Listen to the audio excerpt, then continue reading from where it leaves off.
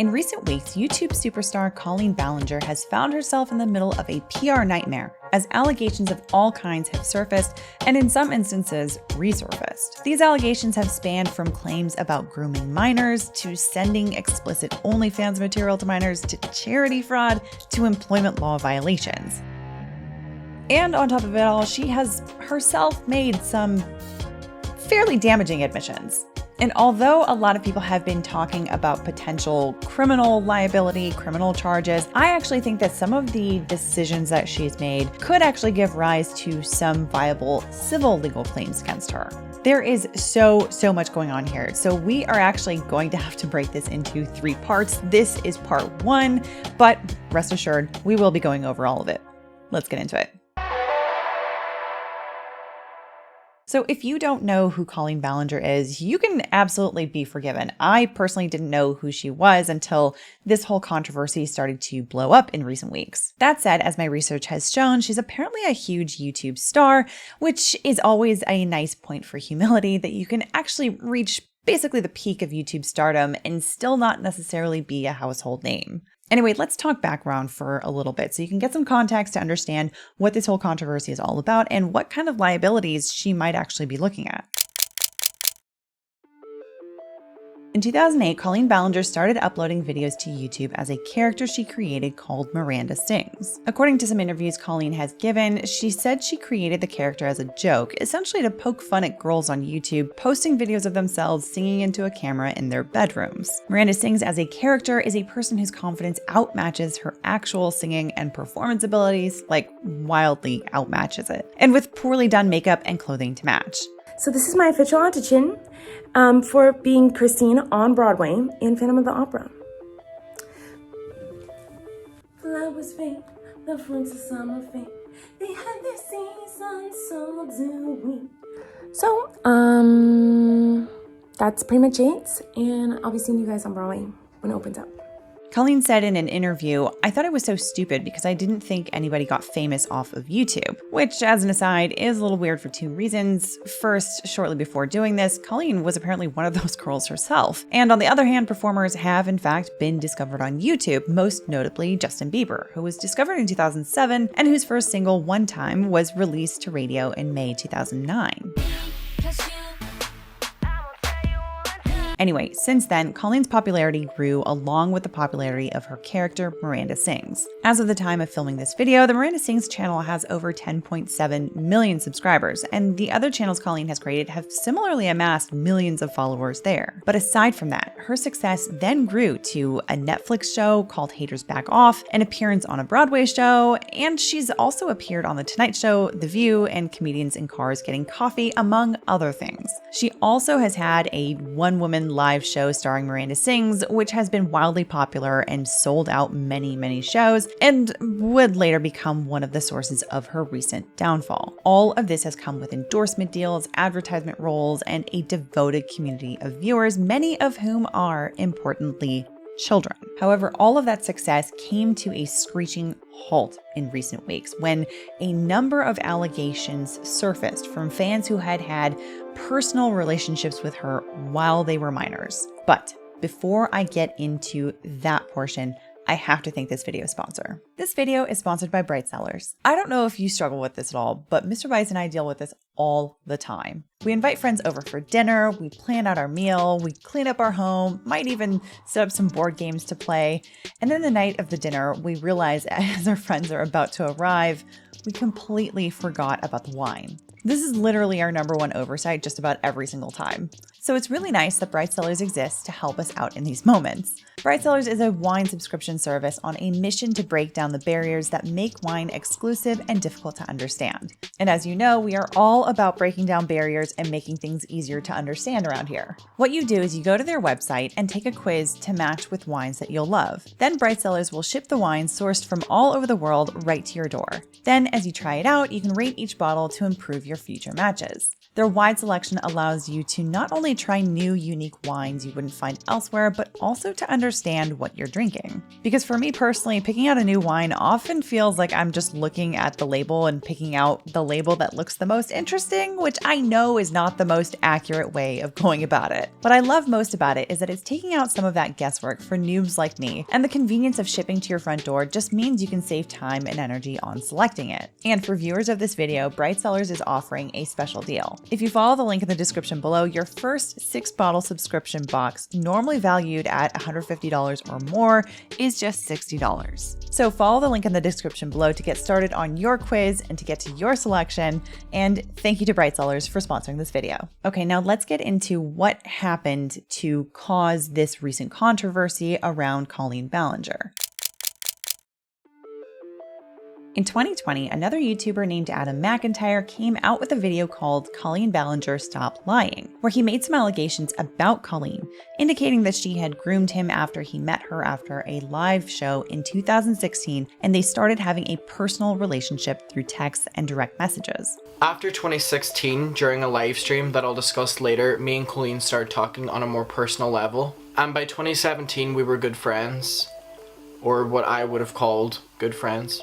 This included sharing personal information about her divorce. Around this time though was whenever my parents started getting a little bit more cautious and were wondering why a 30-year-old was talking to, at this time, a 13-year-old about her divorce. He also said in the video that in the course of this relationship, she at one point sent him a pair of women's lingerie. In 2016, Colleen and Corey were doing a live stream and they stumbled across my Twitter account. They found my tweets really funny, and this was the day before we officially started really talking. They found my Twitter so funny that they said they needed to send me bra and panties that Corey was wearing during the live stream. Oh my god, that makes me laugh. I want to send him something. Do you want the bra, Adam? Adam, do you want the bra and panties? Tweet right now. Oh my god. Yeah, Adam, let me know what you want. He's in Ireland. Hi, Adam. Okay. I'm sending him something. Okay, maybe he'll want the panties. Although then his parents will be like, you're not allowed to watch who is sending you panties. He'd be like, Mom, don't worry. I watched a boy wear them online first. Now, looking back at that, I'm still a minor. I'm still 17, but looking back on that, I just...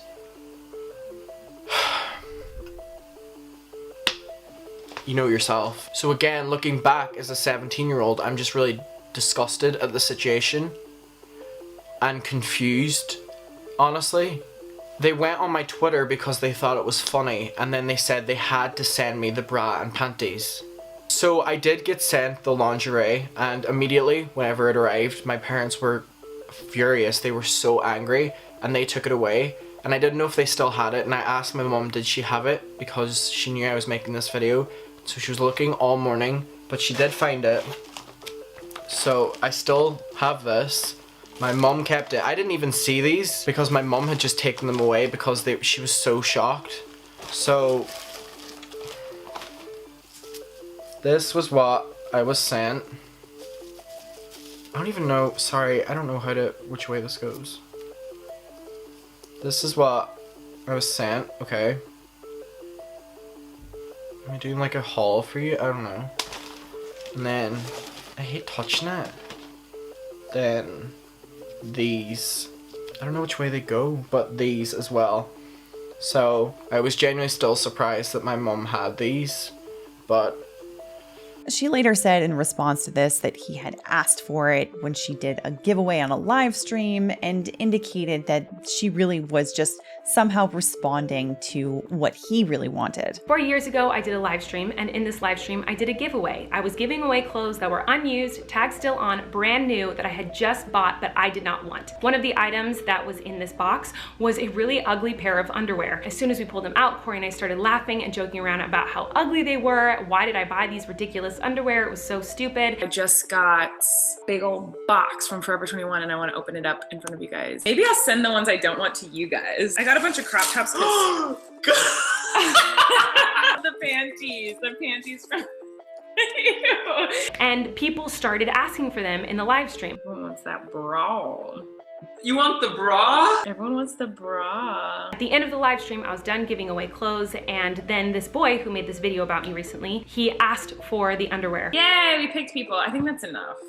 Did that boy win these or not? I don't know. He has to tell me what he wants. What do you say? Is he being mean? He said, hi, you have ugly clothes, but I want those ratchet panties and bras signed by Corey because he modeled them well. Yeah! It was so ridiculous and funny, we laughed about it, and I forgot to send them to him. And eventually he tweeted me asking me for them again. I sent them to him. He put them on over his clothes and posted about them. It was like a big joke within the fandom. I did this publicly. That live stream is still up right now. And I've always given out weird random things in live streams. I've given out a taco costume. I've given out old bobby pins, dirty shoes. A few weeks ago, I sent a fan like a single piece of toilet paper. I've always given away weird stuff. And so in my mind at the time, this was no different than all the other weird stuff I send to my fans as a joke. Now, in hindsight, I see how completely stupid of me. I should have never sent that. I don't know what part of my brain was missing at the time that I thought, oh, this is a normal, silly thing to do. I should have realized and recognized how dumb that was and never sent it to him, no matter how much he asked. But it was never a sneaky, creepy, gross thing that I was doing in secret. It was a silly, stupid mistake that now is being blown way out of proportion. But many people have noted that regardless of whether he asked for it, regardless of whether it could be written off as just a joke, it was still incredibly inappropriate for a woman in her 30s to be sending lingerie to a teenage boy. And yeah, I would have to absolutely agree with that. Now, in that same 2020 video, Adam also said that he did some work for Colleen related to her social media accounts, and it sounded like this was actually unpaid work. We will get into this particular area of allegations in part 2, so keep an eye out for that one. But first, I want to say that basically, as a result of Adam's 2020 video, Colleen initially got some backlash, but ultimately that somehow turned into online hate that was directed right back at Adam, particularly from Colleen's fan base. Then eventually the controversy died down and nothing else really changed. But in June of this year, a new wave of allegations rolled in as some other people posted to social media that Colleen was engaging in inappropriate conversations with minors in group chats, particularly one called Colleenie's Weenies or the Weenies or something like that. These conversations reportedly included asking minors directly if they were virgins. She was literally in DMs talking to children about sex. Here's one. Are you a virgin? This is Colleen in a group chat with children. They're called the Weenies. This is the group chat. If you're in the Colleen Ballinger fandom, you know about this group chat. She's also asking, what's your favorite position? And sending explicit OnlyFans images so they could all comment on them together. These images were of Colleen's supposed friend, Trisha Paytas, who is another big YouTuber, and were used to essentially mock Trisha's body. Last night, the text messages were shown, and it's very clearly from Colleen to a fan. Has over 500,000 views on Twitter that I'm not embarrassed by. I'm embarrassed for her. I try to take myself out of these equations when I'm feeling triggered, and if I were to look at it as it happening to someone else, I wouldn't be humiliated for the person in the photos. I'd be humiliated for the person who sent them. Although it can be humiliating for the person in the photos as well. And it somewhat is embarrassing. I get made fun of all the time for my body, my nudes, even under this person's posts. While I'm thankful he posted them so I could see that this is real, it's hearing all that horrible stuff underneath the photo, like about my body just being messed up or disgusting, and it's a lot. Yes, I'm a sex worker, and yes, I chose this job, and yes, I make money doing it, but it never feels good to have someone just like make fun of your naked body. It's just a really vulnerable thing, and it is a little embarrassing, if I'm being honest, but I'm more embarrassed for her that this is the kind of person she is. Like I'm so embarrassed. Anyway, there were also allegations that came out about Colleen's live show as Miranda Sings. This included a gag she did where she would pick a young boy in the audience and have him come up on stage to, quote, teach everyone how to go on a date. We're gonna go on a date together right now,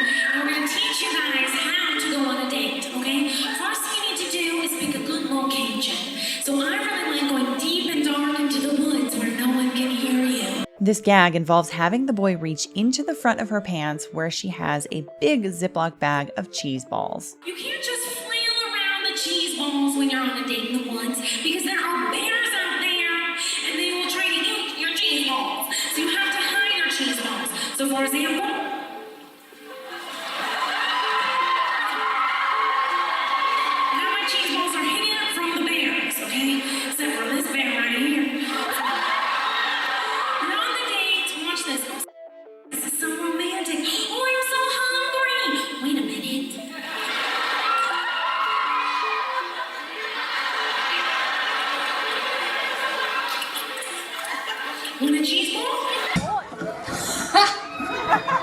there we go.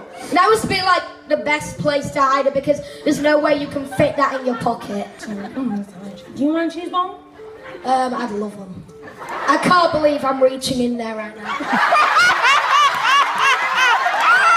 It also includes another gag where Miranda Sings, quote, teaches yoga or does some kind of a yoga challenge or something like that. In this one, she brings an audience member onto the stage, getting them on their back on the floor and spreads their legs wide open. Here's an account from one girl named Becky on her experience being that person called up to the stage. Now, as soon as I stood up from the audience, I saw Colleen's eyes widen because she realized I was not wearing pants. But for some reason, that didn't stop her from continuing. In fact, no adult at any point stepped in this situation. So we get to the point in the yoga challenge where I am laying down and Colleen is spreading my legs basically as far as she can. She spreads them so far that you can see the spandex I was wearing under my romper, which thank God I was wearing. Now, the original video posted by Xandar, I'm sorry if I pronounced her name wrong, is only a screenshot, but there is a whole video of this.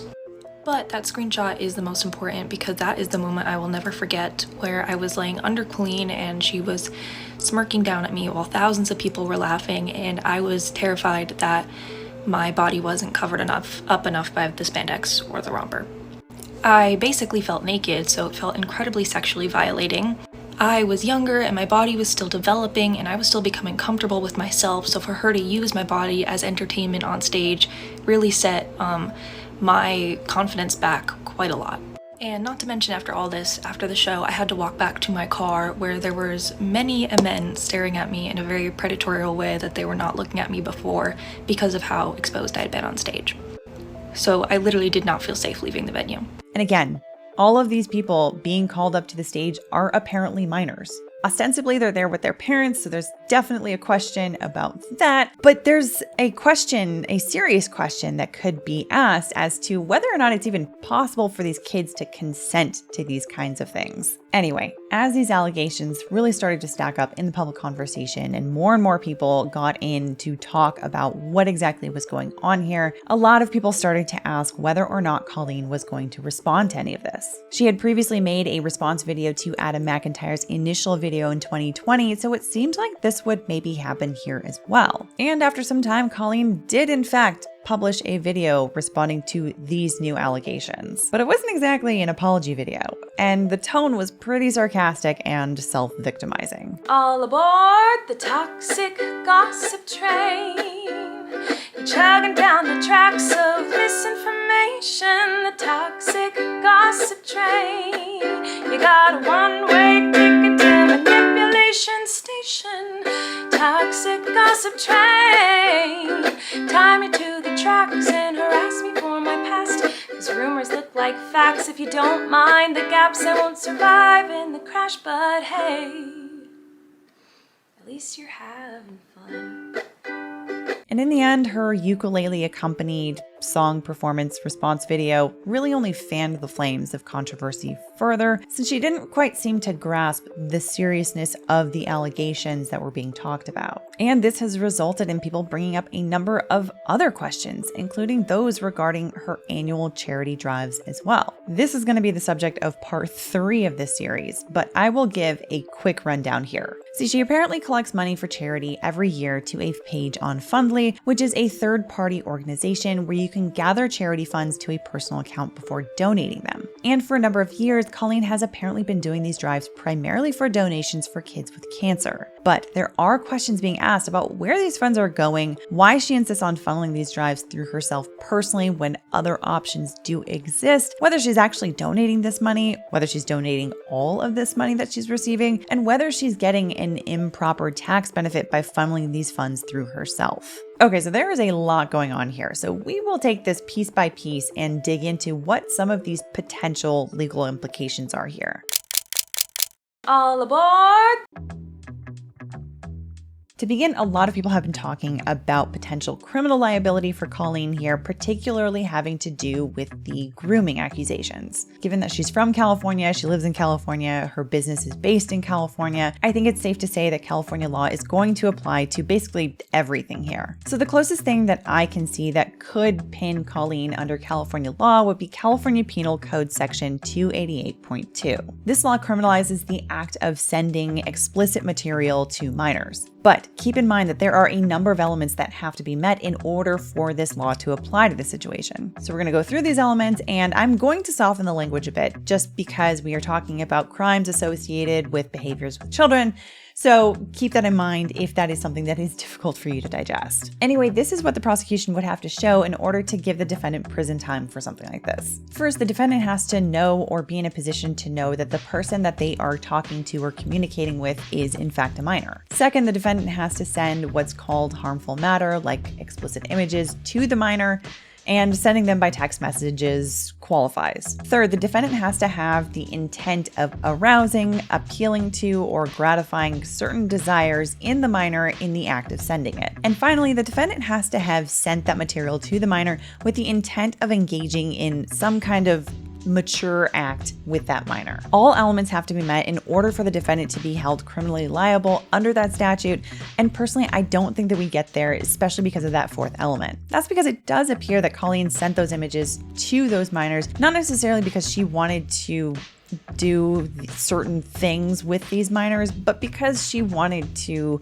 be inappropriately funny. That's the way it appears anyway, based on what I've seen. And that's not to say that what she did was okay by any means. It's just to say that it doesn't quite rise to the level of criminal liability in my professional opinion. But it's a bit of a different story when it comes to civil liability. So let's turn to that now.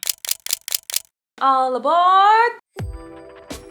Okay, so civil liability refers to a situation where it's not the state that is bringing a case against a defendant, but it's a private party who is bringing a case because they've been personally harmed by the defendant. And usually they request damages as a result. And based on my research, I've found a number of situations where Colleen could face some civil liability. And to be clear, I'm talking about cases that are strong enough that they probably would proceed at least into the discovery phase, which is the phase where both parties are exchanging information, demanding information, evidence from one another. It's the stage where the litigation fees instantly jump way up and the other side gets access to information that otherwise would generally remain very private. Depending on the case and the allegations involved, I'm talking things like medical records, tax filings, communications between family members, and other things that are normally considered very private. This is also where information can get leaked to the public because now more people simply have access to it, especially if there's no protective order in place. So as you can see, a lawsuit doesn't necessarily have to be a home run in order for the plaintiff to do some real damage to the defendant. All it has to do really is survive a motion to dismiss, or in California state court, as they call a demur, and the defendant could be in a world of hurt. Okay, but what kind of civil claims are we talking about here? The first one I'm thinking of is the claim of intentional infliction of emotional distress, or IIED. And here I'm thinking about the lingerie set, I'm thinking about the explicit text messages, I'm thinking about the OnlyFans images that were shared with these minors. I'm also thinking about the live show yoga tutorial challenge fart joke bit. The minors on the receiving end of all of these communications could have a case if they satisfy all of the elements of IIED. So here's what the plaintiff would have to show. First, the defendant commits some act. Second, the defendant's act is outrageous. There's specific case law out there on how to determine whether or not an act is outrageous, because it has to be objectively outrageous. Basically, it has to be the kind of thing that we as a civil society would definitely not tolerate. Mishandling of human remains would be a very easy example of this. But I think also a 30-something-year-old woman asking minor teens what their favorite position is or whether they're virgins, and sending them lingerie personally and sending them explicit OnlyFans images could probably qualify too. And there's also a good argument for the act of bringing a teenage girl wearing a romper onto a live stage and spreading her legs as wide as possible in front of a massive live crowd. Anyway, the third element is that the defendant has to have acted intentionally. This means that the defendant had to have acted either purposely to cause harm to the plaintiff, or that they had to have acted recklessly. Recklessness in this context means that the defendant knew of a likelihood of causing harm and ignored or disregarded that likelihood. Fourth, the plaintiff has to show that as a result of defendant's outrageous act, the plaintiff suffered severe emotional harm. This is distress that is so severe that it causes mental or emotional health issues, and it's a situation where it would be foreseeable that that kind of act would cause that kind of harm. And finally, there's causation. The plaintiff's severe emotional distress has to have been caused by the defendant. In other words, it has to be the case that there's nothing going on in the plaintiff's life at the time that was equally or more traumatic than what the defendant did, and the emotional distress that the plaintiff is suffering from can't be something that they were already struggling with. It can be something that was exacerbated by the defendant's act, however. Now, when it comes to IIED claims, we really do have to make sure that we are talking about conduct that is objectively outrageous. And aside from that, the other most difficult part to prove with IIED is the intent piece. But as it relates to the live performance incident, Colleen also saw that Becky was wearing a loose romper and decided to proceed with the gag anyway rather than sending her back to her seat, which she 100% could have done. And as for these explicit communications with minors, here's where Colleen's ukulele video comes in to potentially bite her in the ass. See, in the video, she kind of makes a number of admissions about some of these allegations about the communications with minors. It's kind of like when you go to like a family gathering, you know, and there's a weird aunt there, keeps coming up to you and going like, "Hey girl, what's the tea?" And you're like, "Ugh." That was me, but in group chats with my fans. It was weird. I didn't really understand that maybe there should be some boundaries there. There were times in the DMs when I would overshare details of my life, which was really weird of me. "Hey everybody, I found someone new to harass. She did some things that I do not like in her past." Have I made some jokes in poor taste? Yes. Have I made lots of dumb mistakes? Yes. Am I sad that there are some fans who feel betrayed? Yes. This indicates that she recognizes that there was a line and she crossed it. And a skilled trial lawyer could 100% drag her in front of a jury on cross-examination, pressing her about this recognition and when exactly that light bulb went off. In fact, there are many lawyers that I've spoken with about this whole subject who would absolutely love to put her on cross-examination about these issues. In that situation, she would either end up looking like a complete idiot or a total creep who was absolutely reckless, at the very least reckless, about the harm that she knew was likely to happen to a group of minors that she was talking to. So in my opinion, I think there definitely is enough out there for a colorable IIED claim. The only question is how long ago these incidents occurred, because in California, the statute of limitations for IIED is 2 years. Anyway, the next civil claim that I want to talk about is unpaid wages. But because of the volume and breadth of all of these allegations, that one is going to be in part 2.